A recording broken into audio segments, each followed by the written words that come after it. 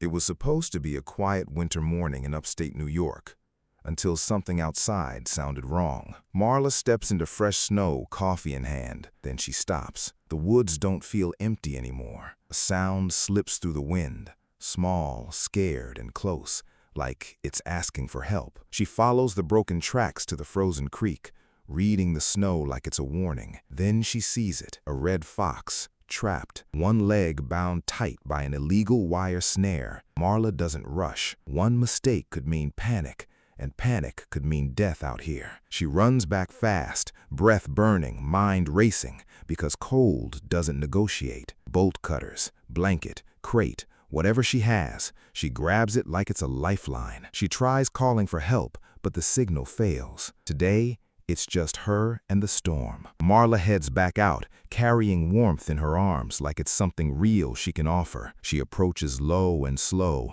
showing the fox she's not another threat. The wire is bitten deep. Every pull tightens it more. Time is already running out. She eases the blanket forward, soft cover against sharp fear, waiting for the fox to breathe. One clean cut. The wire snaps. Tension releases, like the world finally lets go. Marla lifts the fox gently, feeling its trembling weight, a wild life hanging on by inches. She lays it onto a sled and ties the rope, turning survival into something she can move. Step by step, she drags warmth through cold, leaving a thin track behind them. The cabin door opens. Heat pours out, like mercy spilling into the snow. By the fire, frost melts into fur. The fox watches her like trust is dangerous. Marla builds a soft den in a crate, careful not to claim, only to protect. She leaves the door open. The fox crawls in on its own, choosing safety, one breath at a time. Warm water, clean cloth, quiet hands. Marla prepares like this moment matters. She cleans the wound slowly. The fox flinches, then stays, because pain isn't new to it. Marla sits on the floor afterwards, shaking a little, like the fear finally catches up. Outside, the storm thickens. The world turns white, and time starts to feel heavy. She checks for breathing, watching the fox's side rise and fall, counting life in seconds. Marla watches the road. No headlights, just snow and the sound of waiting. Then, far away, light blooms through the whiteout.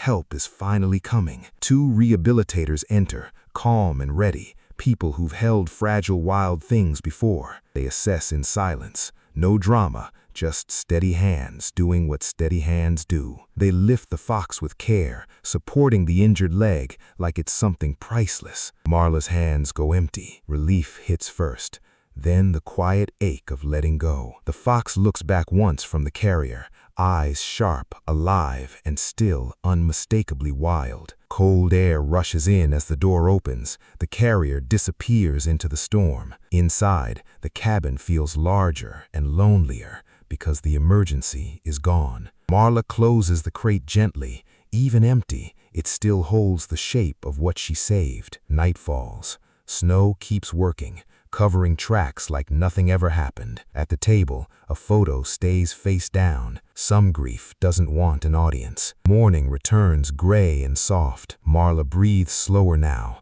but her eyes still search. Back at the creek, the sled line fades. The forest erases the story, unless you remember it. A phone vibrates on the counter. Marla freezes. Hope is a sound you recognize instantly. Good news comes quietly. Her face softens, like tension finally finds an exit. She packs again. Blankets, crate, thermos, because surviving isn't the same as free. The truck rolls through white roads. Wipers sweep. Marla keeps driving like a promise. The rehab center is small, nothing fancy, just a place that refuses to let life slip away. Inside, warm air and distant animal sounds fill the halls, proof that healing is happening. Behind glass, the fox rests, bandaged, alert, its eyes still measuring the world. Rehab hands adjust the wrap gently. The fox stays calm. Trust rebuilt, stitch by stitch. Marla leaves her own blanket behind, not as payment, as gratitude. Outside, she exhales in the parking lot, relief mixed with the fear of unfinished endings. Days pass, icicles drip, Snow slides. Time keeps moving even when you're waiting. Another call. One word matters most. Soon. Marla builds a shelter box. Quiet work, like she's fixing what the world broke. She straps it down in the truck bed. Release day needs preparation, not luck. At the trailhead, the carrier sits in snow. Everyone moves softer than usual. Footsteps into the pines feel like a procession. No speeches, just respect. They reach the creek bend, the place where fear began and where freedom might start. The latch clicks. The door opens slowly. The forest holds its breath. A nose appears first, sniffing the wind, checking if the world is safe again. The fox steps out, testing the snow carefully, healed but remembering. It turns towards the trees. The wild doesn't say thank you. It just returns to itself. Then it runs, red against white, fast, clean, alive. At the tree line, it looks back once, like a closing chapter written without words, and then it vanishes into shadow, swallowed by the pines, like it always belonged there. The team packs up quietly. Snow starts smoothing over every footprint. Marla kneels where the snare was. Her face tightens, anger at whoever left it. She pulls rusted wire from the snow and bags it, removing danger piece by piece. Walking back feels lighter. Not easy, just lighter than before. At home, warmth returns. Marla sets her gloves down like she's finally done fighting. She turns the photo frame upright. The past is still there, just not in control anymore. In a notebook, she sketches a small paw mark, proof that this wasn't a dream. Morning feels earned.